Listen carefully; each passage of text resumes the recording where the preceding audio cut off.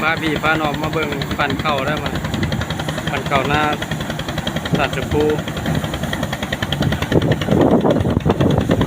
เป็นจางปั่นในกัน100เพิ่นก็เอา5 ซอกได้100 ซอกเพิ่นเอา5 ซอกลูกน้องมันก็ประมาณ5-6 คนนี่ล่ะ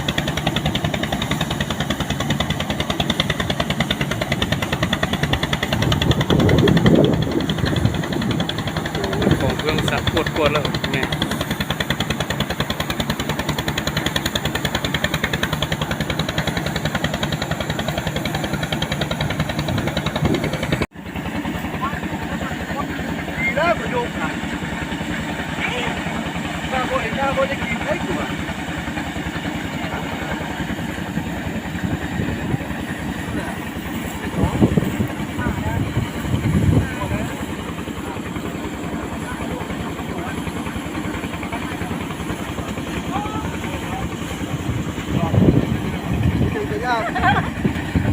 ว่าเขาลงไปแกทั้งเกือบหัก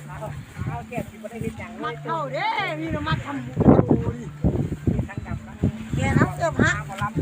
เอาแล้วกำลังยิบปากไปน้อง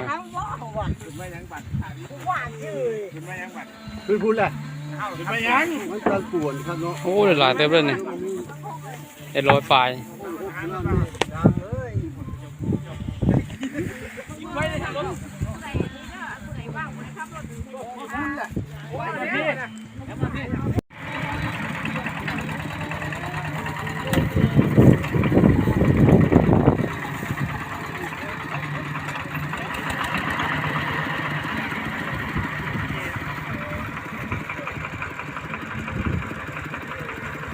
ออกไปแล้วคันหนึ่งคันที่2ต้องออกใส่คันละ15 ซอบไปน้องมีรถไถ6 คันนู่นเลยออกคัน 1 คัน 2 คัน 3 คัน 4 คัน 5 คัน 6ไปก่อนเลย